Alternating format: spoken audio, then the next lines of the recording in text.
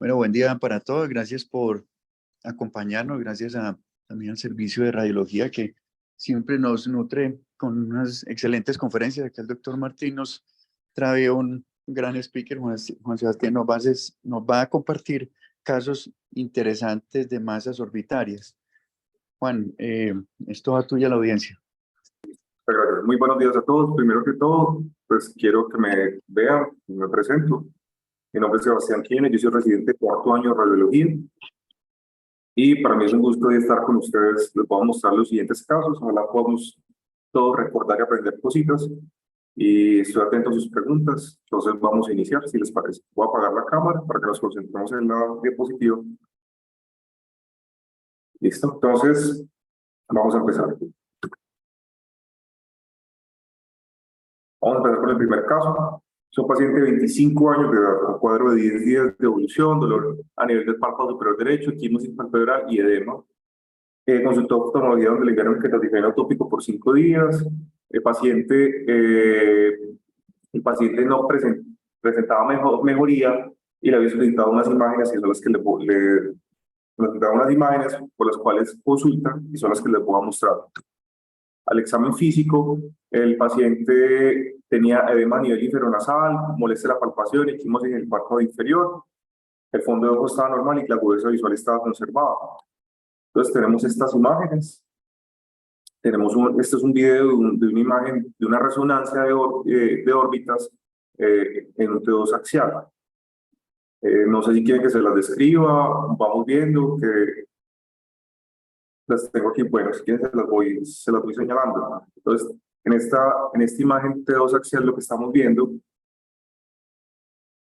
que vemos una imagen en la órbita derecha. Aquí tenemos más fácil con el signo de la flecha, que nos muestra que hay una lesión en la órbita derecha, que tiene unas imágenes con unos niveles líquidos, y vemos que esta lesión tiene unas paredes, y aquí hay un septo dentro de este nivel líquido y este otro nivel líquido. Tenemos este T2 coronal, que es para que veamos mejor la masa en la órbita derecha, que tiene un efecto que desplaza la órbita, el axial. No sé si alcanzaron a ver que generaba un efecto de proptosis. Esta lesión está en contacto con el recto medial, con el recto inferior. También desplaza no está en contacto con el nervio óptico y no genera atrofia del nervio óptico. Estas son las otras imágenes. Tenemos una secuencia de FLAIR, una difusión, un T1 y un T1 contrastado.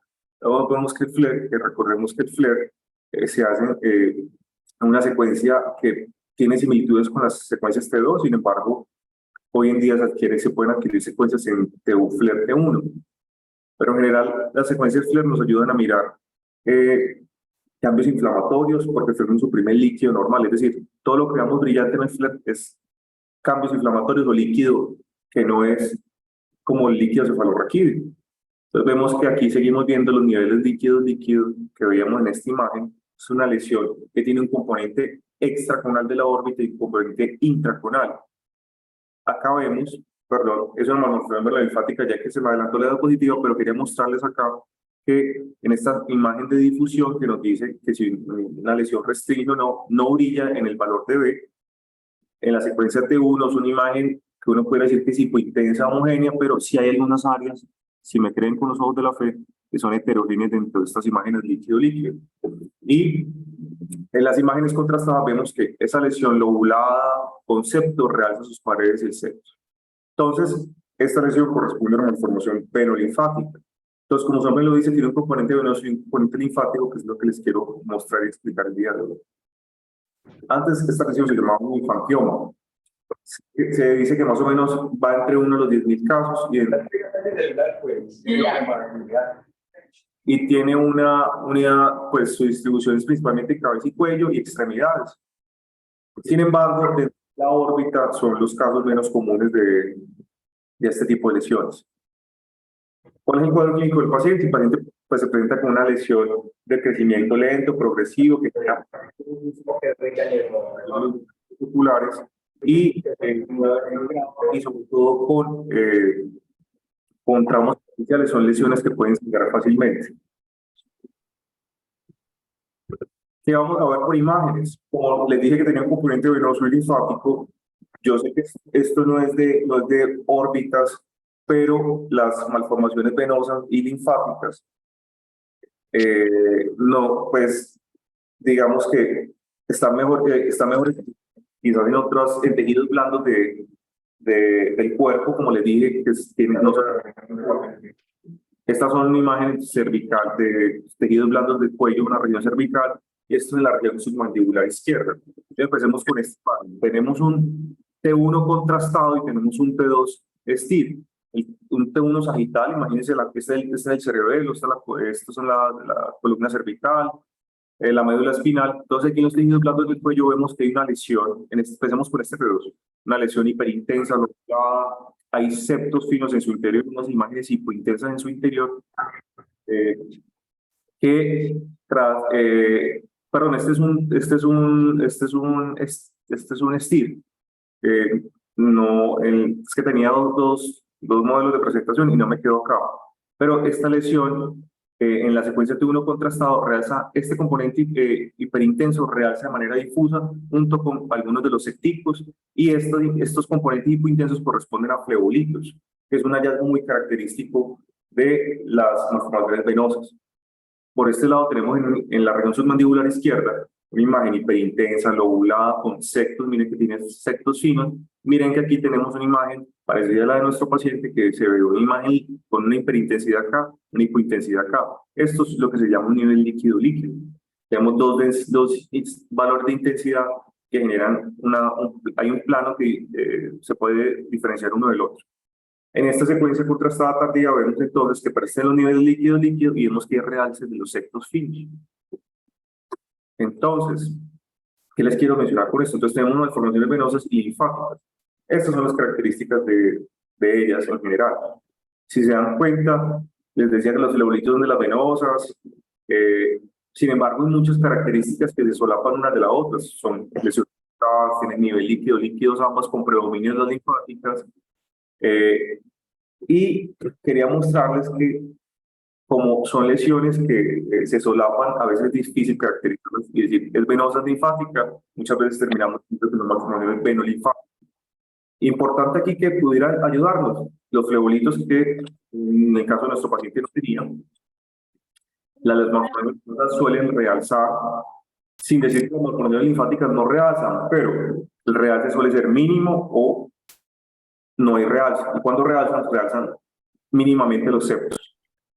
Estas lesiones suelen ocupar varios espacios, entonces van del espacio extraconal al intraconal. Las venosas también lo pueden hacer, pero es más de las linfáticas, y de hecho en este caso todo se parecía, y lo único que nos llamó la atención era, por el componente que realzaba, pese a que no vimos flebolitos, pensamos que era una malformación venolinfática. En este caso, entonces, para resumir los hallazgos, muy parecidos a los de nuestro paciente, una tomografía simple y una resonancia T2 axial de oro. Vemos una tomografía simple, que hay una lesión que genera proptosis del globo ocular derecho, unos cambios inflamatorios, unos niveles líquido-líquido, unas imágenes hiperdensas, unas imágenes hipodensas, que hay un nivel claro ahí, y no sé, probablemente aquí no lo alcanza a ver bien, pero sí uno alcanza a ver unos septicos probablemente, que lo podemos mejor aquí en esta resonancia T2, las paredes de las lesiones. Entonces, esta lesión tenía un componente extra intraconal, y así, entonces, un tipo de malformación venolinfática. Esta es la bibliografía del caso que consulté. Si tienen alguna duda, me pueden decir ya o al final. Y me parece muy interesante, ya que estamos hablando de órbitas, no les voy a hablar pues de personas que tienen el caso que acabamos de ver, pero sí quise traerles informaciones de personas que han tenido ceguera. En este caso, vamos a hablar de Louis Braille. Louis Braille fue el inventor del sistema Braille. Nació en Francia y a eso en 1825 lo descubrió, pues lo inventó. Ya existían sistemas para lectura de los ciegos, de las personas ciegas en esa época, pero Braille cogió otro sistema de otra persona que ya lo había desarrollado y lo adaptó para que fuera más sencillo de trabajar, porque utilizaban más puntos y eran unas extensiones más largas que no cabían en la yema de los dedos. Luis Braille, la familia tenía un taller de marroquinería y aparentemente con una máquina tuvo un pedazo de cuero que tuvo un trauma ocular. Y lo que dicen los historiadores es que tuvo unos cambios inflamatorios del ojo contralateral y tuvo pérdida de los dos ojos del lado contralateral, probablemente por una oftalmia simpática, es lo que dicen algunos, por el compromiso del otro ojo. Listo, vamos para el siguiente caso. ¿Te puedo hacer una preguntita? Qué pena. Claro que sí. Ese nivel líquido que tú estabas mostrando, pues eso corresponde a un resangrado. Exactamente, no necesariamente puede ser un resangrado. Pues lo que sugiere es que pueden ser sangre en distintos estadios, Ujú. sangrado más agudo, un sangrado más crónico. O lo que puede ser es que haya líquido normal, sangre, incluso un alto contenido proteínazo, que es la interpretación de ese nivel líquido. Listo. Y te iba a hacer otra pregunta. Pues que nosotros la verdad no lo cuestionamos con esta paciente. No sé si de pronto ustedes en otros linfangiomas que han visto, pues en el resto del cuerpo, normalmente están acompañados de quimosis. De equimosis. Sí. Es que depende del componente que prolifere la lesión, pero sí pueden ser lesiones por el componente de sangrado. Pues normalmente las lesiones no es el contenido dentro del quiste, no es que salga fuera de las paredes del quiste. Pues pueden ser cambios inflamatorios, pero es un hallazgo que pudiera ser, que lo pudiéramos ver. Pues en lo que yo he revisado, igual pues digamos que la mayoría de estas lesiones no las vemos muchas veces no las vemos directamente a menos que hagamos ecografía. O sea, no estamos directamente pues palpando y tocando la lesión. Y muchas veces las lesiones las vemos directamente en la resonancia. Alguna vez a mí me ha tocado pues ver algunas de estas malformaciones por ecografía, pero sobre todo a veces son muy profundas, entonces uno no alcanza a ver por ejemplo, he visto muchas en abdomen,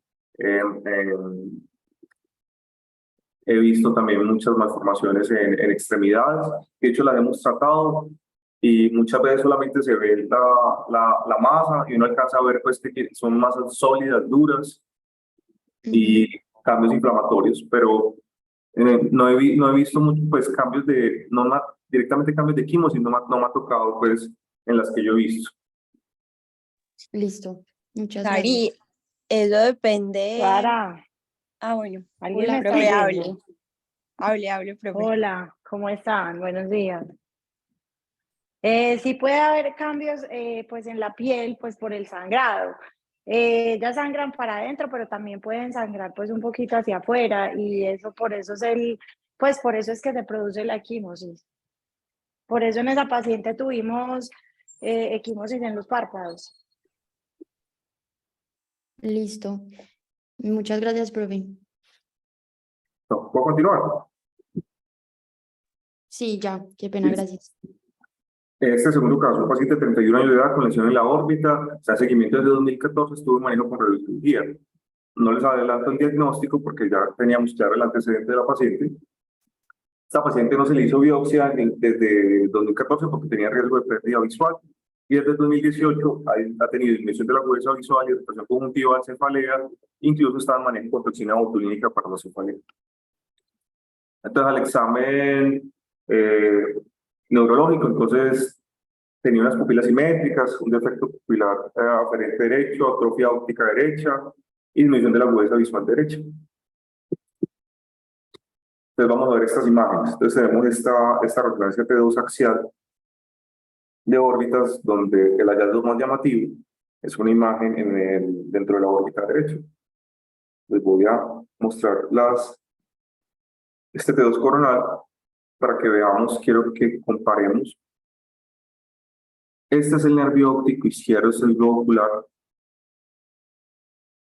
Miren, los cortes no llegan hasta el quiasma, pero miren que en el trayecto del nervio óptico derecho vemos que hay una imagen que está reemplazando, pues está reemplazando donde deberíamos estar viendo el nervio óptico derecho.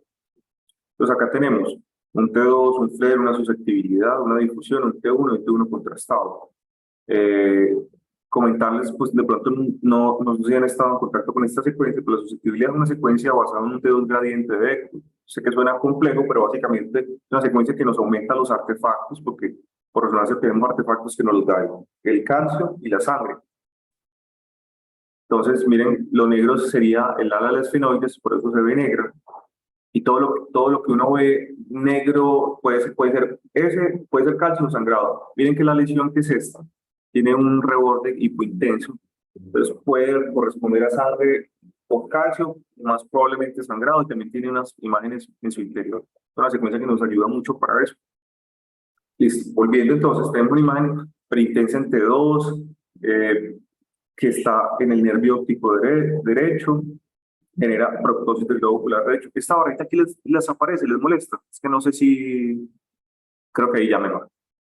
El flare, entonces vemos como una imagen preintensa de manera homogénea.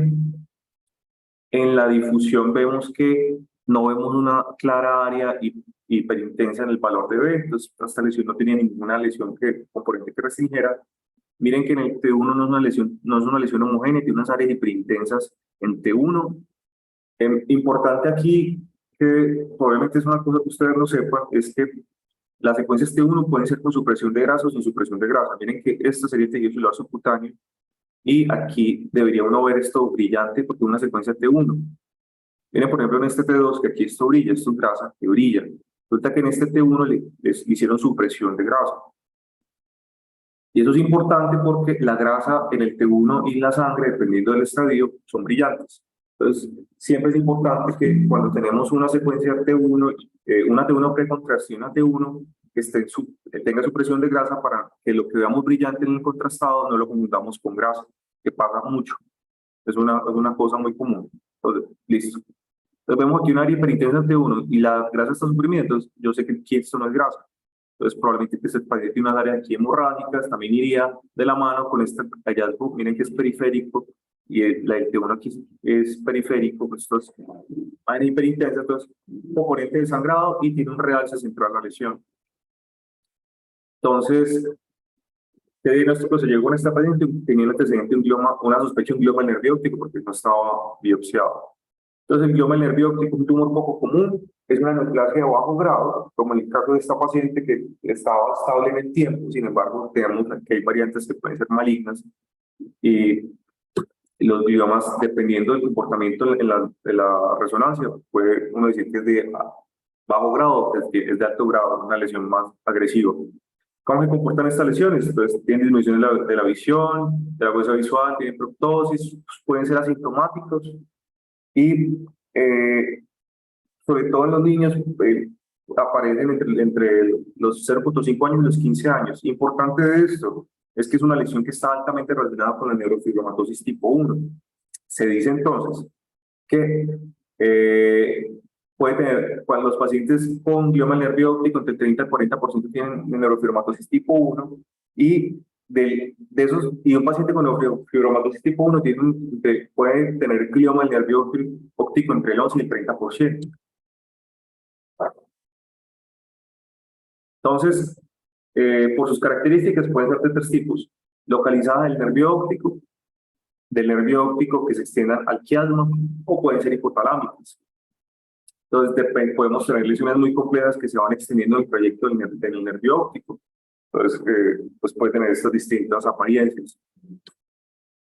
Por tomografía, entonces vemos que es una lesión que está en la tomografía del nervio óptico, y no vamos a ver en algunas ocasiones pudiéramos ver el nervio óptico respetado en el diferencial más grande de esta lesión, que por el momento dejémoslo en pausa, o hay otro caso que tiene el principal diferencial de los gliomas, pero en el caso de los gliomas uno no ve el nervio óptico, uno no es capaz de diferenciar el nervio óptico en las imágenes, ni tanto por tomografía ni por resonancia, como en el caso de nuestro paciente, que esa es la manera de diferenciar con el otro diagnóstico diferencial. Este es el caso, ya lo que veníamos hablando, los hallazgos. Entonces pueden ser lesiones que sangran, como en el caso de nuestro paciente, pueden tener un realce heterogéneo, pueden ser heterogéneas también, pueden tener cambios quísticos. El T2 no es una secuencia sensible al líquido, entonces podemos tener áreas heterogéneas en el T2 que tienen cambios quísticos hemorrágicos.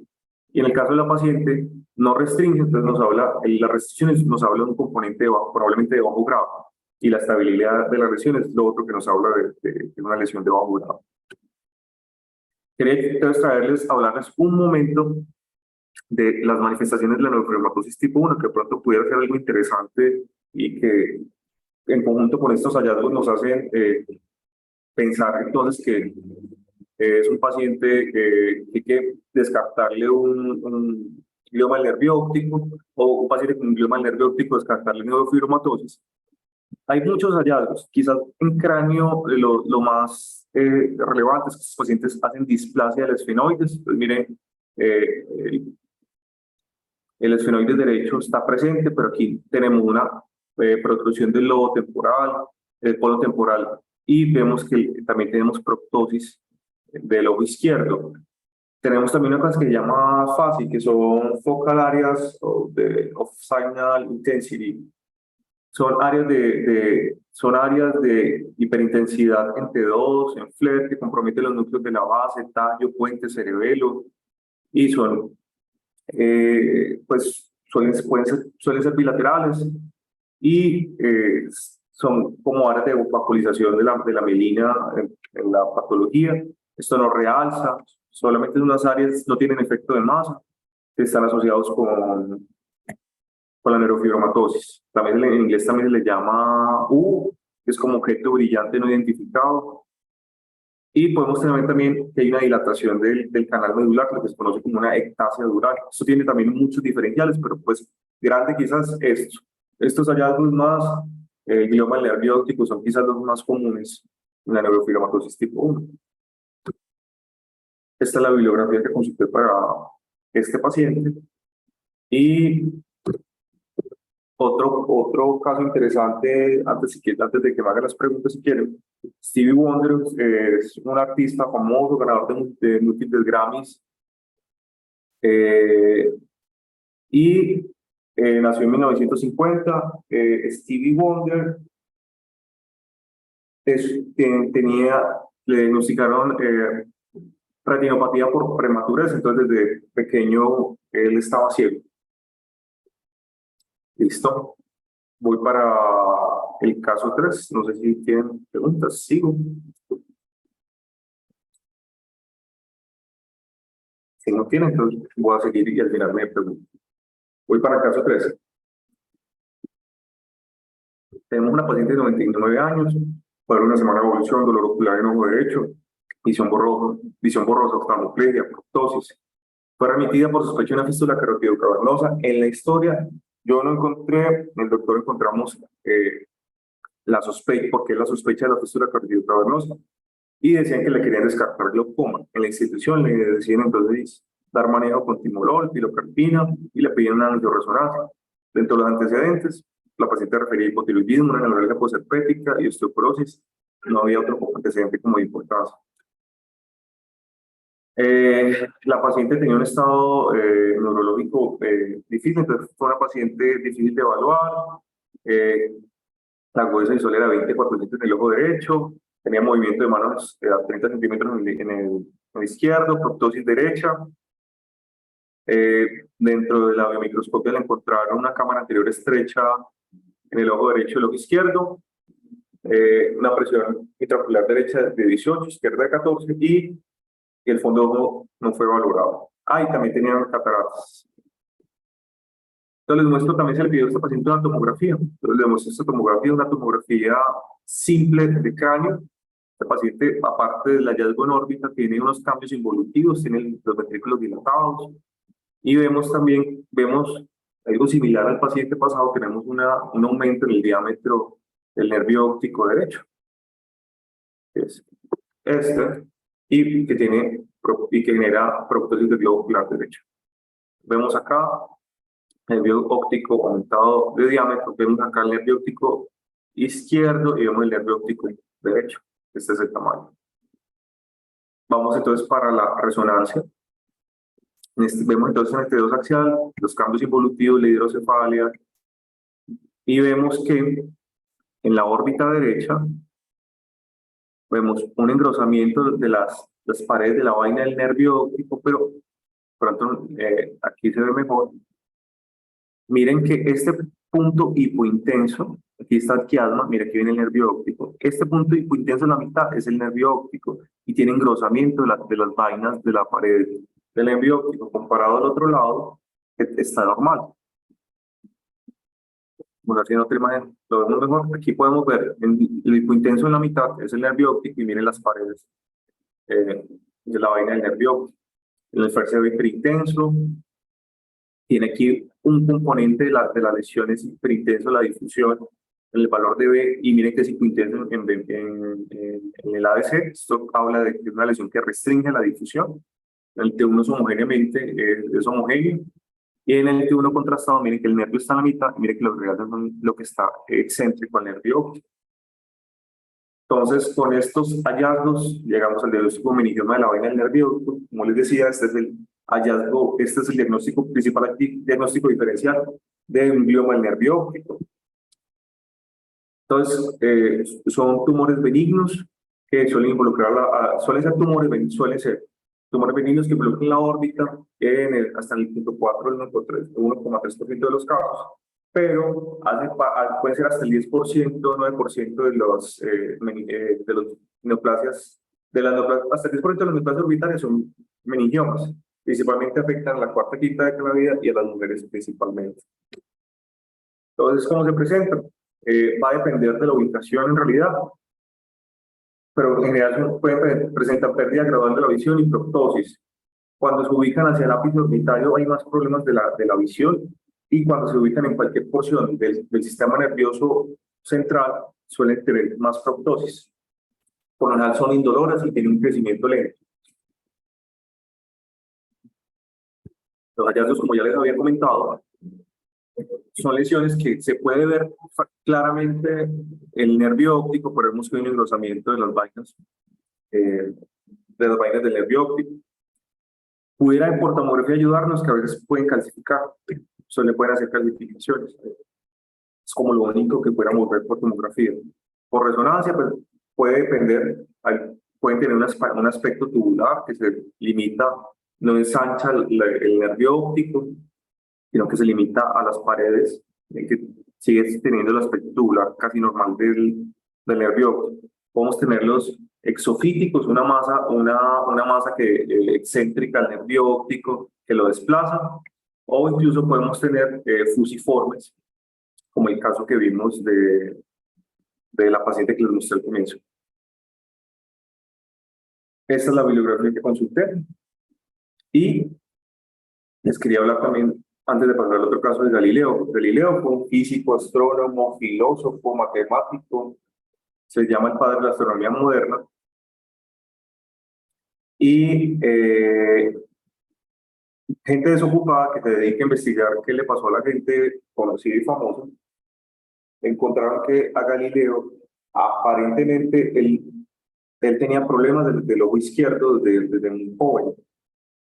Aparentemente, lo que se cree que tenía Galileo era una uveitis crónica y posiblemente glaucoma. Pues son las especulaciones por los síntomas que manifestaba el Galileo, y pese a eso, pues hizo múltiples descubrimientos, hizo mejoras del telescopio y fue el primero, fue el que comprobó que Copérnico decía que la Tierra no era el centro de nuestro sistema solar, y él lo pudo comprobar, aparte de muchos otros descubrimientos que hizo. Vamos a hablar entonces del cuarto caso. Entonces tenemos un paciente de 8 meses de edad con lesión en el párpado inferior izquierdo. Desde el nacimiento la madre manifiesta que le ha crecido, ha estado en manejo por oftalmología, por oclusión del eje visual, y la última consulta, por riesgo de ambliopía, decide remitirlo a la institución. De los antecedentes prenatales, nada importante, ni nada de hallazgos patológicos rutinarios. Entonces, el examen físico, el paciente sigue y sostiene en el ojo izquierdo, le encuentran una masa en el párpado inferior izquierdo, que la refieren que es de aspecto azulado, que es de aspecto cauchosa, se alcanza a visualizar los vasos subdérmicos, no es pulsátil, peora con el llanto, y que cuando no llora y está relajada la paciente, el eje visual está despejado. No le vi más allá del examen físico que se le reportó. Y esta secuencia es un DP, importante porque yo creo que no han estado en contacto con esta secuencia, o pronto no la han visto. La densidad DP o densidad de protones es una adquisición muy útil, se usa mucho en osteomuscular. Y en los niños cuando nacen, el contenido del cerebro es alto en líquido, sobre todo en el primer año. Entonces, la mielinización de los patrones de mielinización en los niños, pues uno sí se puede ver por las secuencias, pero como el cerebro es altamente, tiene tanto líquido, puede ser difícil visualizarlo. Entonces, es una secuencia que sobre todo en los niños, es útil. Aquí quizás porque todo es como muy isointenso, muy homogéneo, es difícil verlo, pero alcanzamos a ver una masa orbital izquierda. Pese a lo que les acabo de decir, este paciente también se le hizo un T2. Entonces vemos los nervios ópticos que se ven bien, el parénquima se ve bien. Y vemos con el nervio óptico izquierdo, vemos el globo ocular y vemos una masa como extracornal extraorbitaria izquierda. Vamos a verla mejor. Entonces vemos una masa que es hiperintensa en el T2, alcanzamos a ver unas imágenes tubulares pequeñas en el centro. Vemos que una lesión, miren que esta es una secuencia que no tiene supresión a la grasa, miren que la grasa se ve brillante.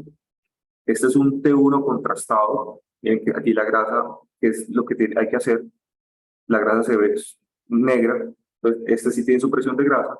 Vemos que si esta imagen fuera brillante acá, y aquí brillante, yo no pude decir que sí lo es porque, como les decía, la grasa sí es brillante acá, yo no pudiera diferenciarlo. Si no le hubieran hecho supresión de grasa acá, yo no pudiera decir si verdaderamente brillara o no, porque la supresión de grasa es la que nos permite diferenciar en el T1 y el T1 contrastado. Volviendo entonces, hipointensa en el T1, capta abundantemente el contraste en la secuencia T1 contrastado. Esto quiere decir que es una lesión altamente vascularizada y no es una imagen hiperintensa en el valor de B y no es hipointensa en el ADC, que nos habla de la restricción. Entonces no restringe y brilla y capta el realce de manera rápida, es una lesión altamente vascularizada. Se le hizo entonces a este paciente una panangiografía para poder realizar una embolización a este paciente por el tamaño de la lesión. Entonces vemos que hay esto se describió como una lesión orbital izquierda que recibía vasos nutricios y tortuosos de la arteria maxilar izquierda. Esta sería la rama esta sería la masa. Esto sería un plano coronal, esto sería un plano sagital.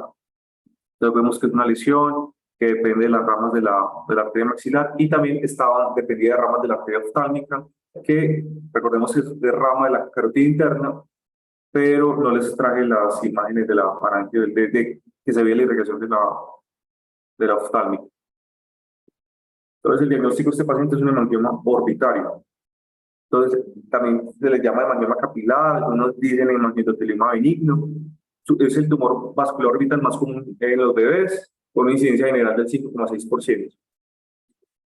El cuadro va a depender. Tenemos dos escenarios. Tenemos un hemangioma congénito y un hemangioma infantil. Congénito, como se lo dice, el paciente nace con el hemangioma.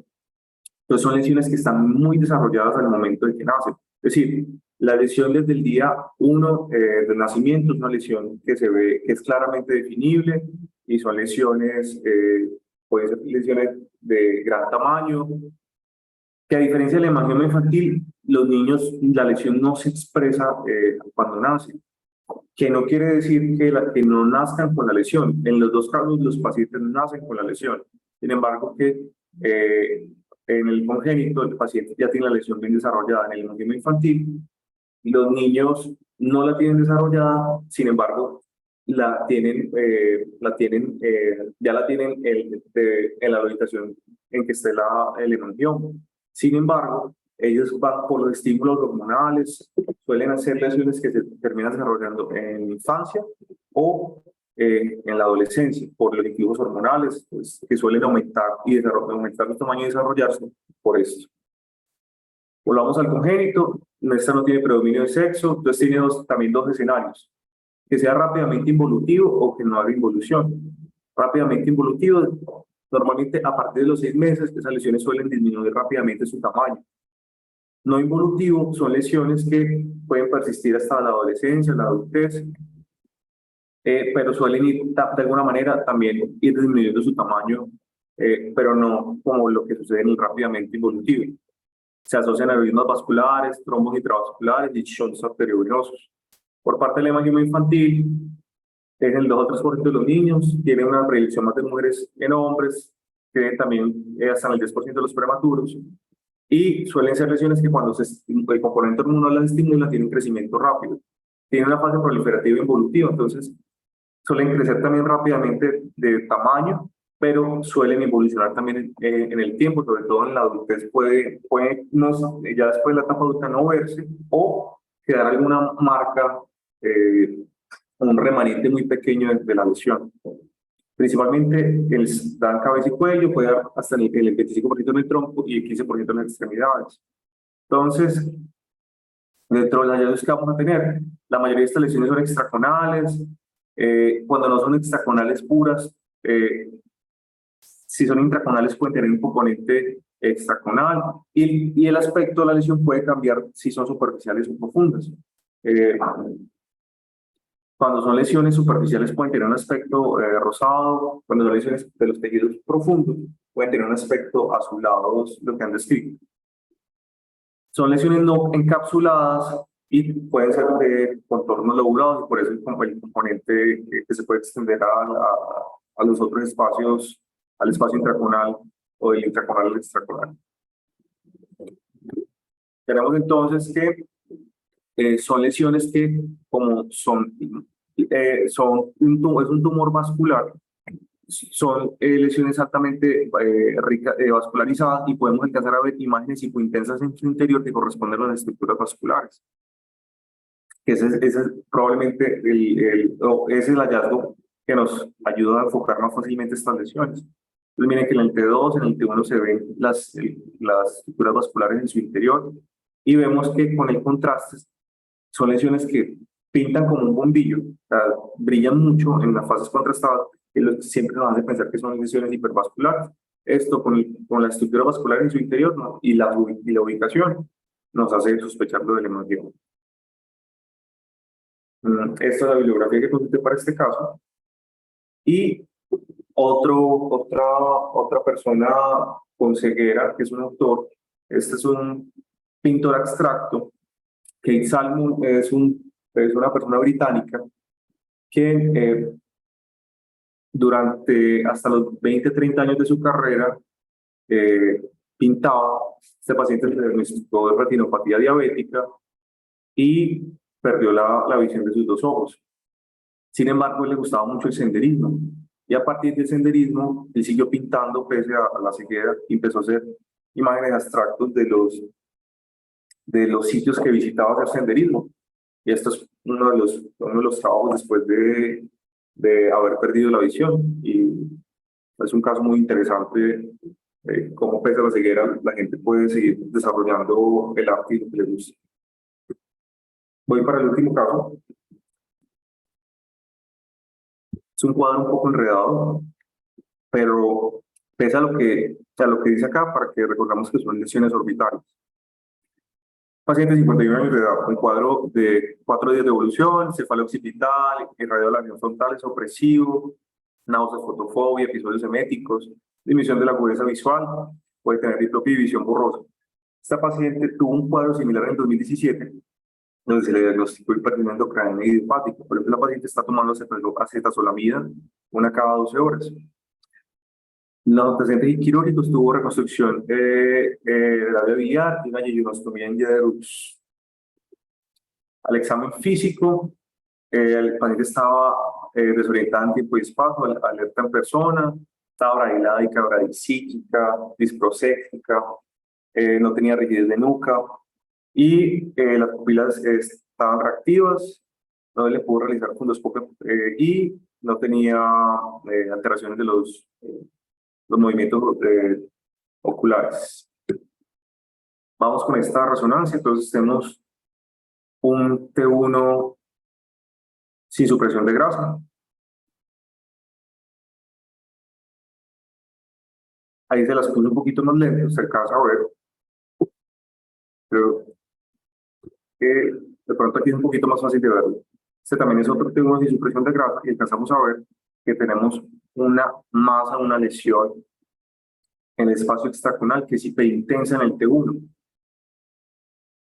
Vamos a ver las otras imágenes. Un T2, un flare, un T1 sin supresión de grasa, T1 con contraste con supresión de grasa, una difusión y un ADC.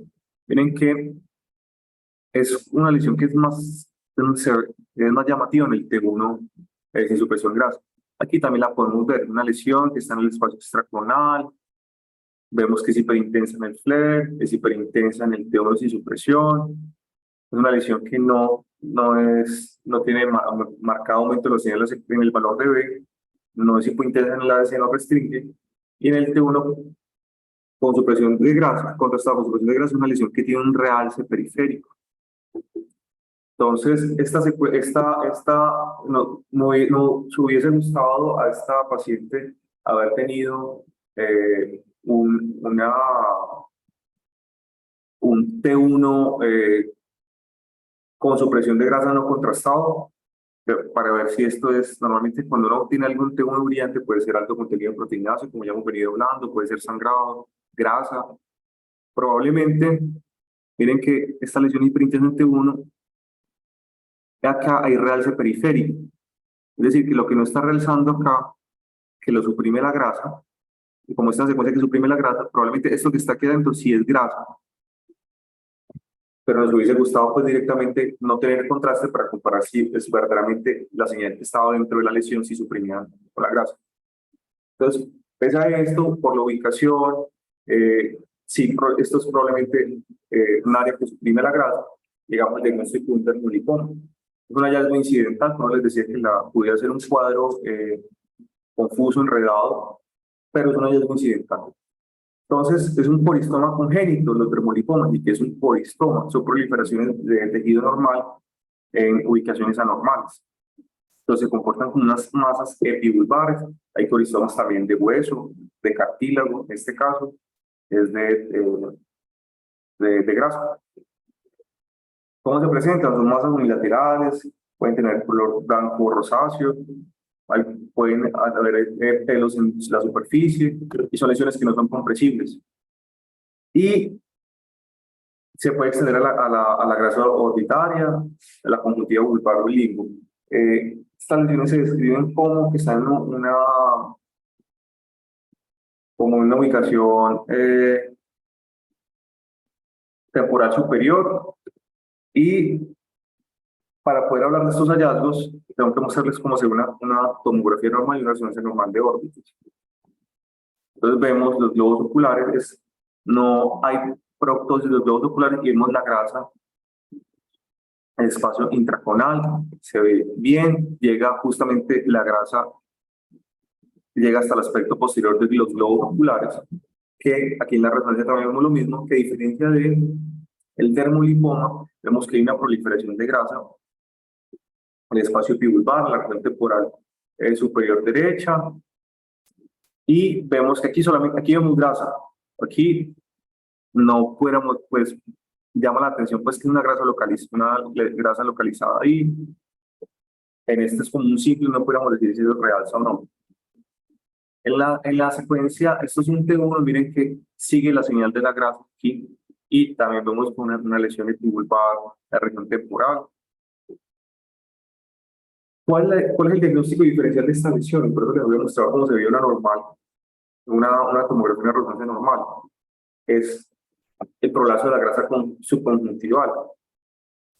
¿Qué pasa? Podemos tener proliferación de la grasa o extensión de la grasa hacia esta misma región, a la región epivulvar en la temporal, pero miren que esta grasa se comunica con la grasa normal intraconal. de este mismo lado. A la resonancia pasa lo mismo. O sea, uno ve que si esto fuera una masa, en las masas no hay comunicación, como vemos en este caso, con la grasa normal retroocular. En este caso, esta pseudolesión nos pudiera confundir si está en contacto con la grasa extracorneal, y es el principal diagnóstico diferencial y la manera de diferenciar. Y además que en este caso, nuestra visión si presentaba algo de realce, es en la prolapsus de la grasa subconjuntival, esto no sucede. Esa es la bibliografía que consulté, y ya para cerrar, dejé el caso más interesante, es Jacob Bolotin. Jacob Bolotin fue el primer médico en la historia de graduarse como el primer médico ciego que se graduó. Entonces, la historia de esta persona es muy interesante, y Jacob, como hace los 18 años, estudió en un colegio de personas ciegas, y después de graduarse, esto fue como en 1888, más o menos, creo, 1900, sí, nació en 1888 y se graduó como en 1908. Todavía no había empezado a estudiar medicina. Resulta que él intentó buscar trabajo en la ciudad donde vivía, no conseguía. Para esa época no había había mucha discriminación con las personas con discapacidades visuales. Y él trabajaba como transcriptor, y trabajando medio tiempo como transcriptor, entró a la universidad para pagarse el semestre. La universidad cerró, le tocó ahorrar por 4 años más siendo transcriptor, y pasó a medicina. Entonces le tocaba hacer modelos con arcilla, modelos anatómicos con arcilla, mientras todos hacían disecciones anatómicas, él hacía modelos anatómicos con arcilla, aprobó anatomía. Y el problema que tuvo más grande fue cuando empezó las lecturas con los libros de medicina. Resulta que había un extranjero polaco que tenía dificultad para entender algunos términos médicos en inglés. Entonces, él estudiaba de 7 a 10 de la noche en una universidad nocturna, y el resto del tiempo trabajaba. Y estudiaba con este extranjero,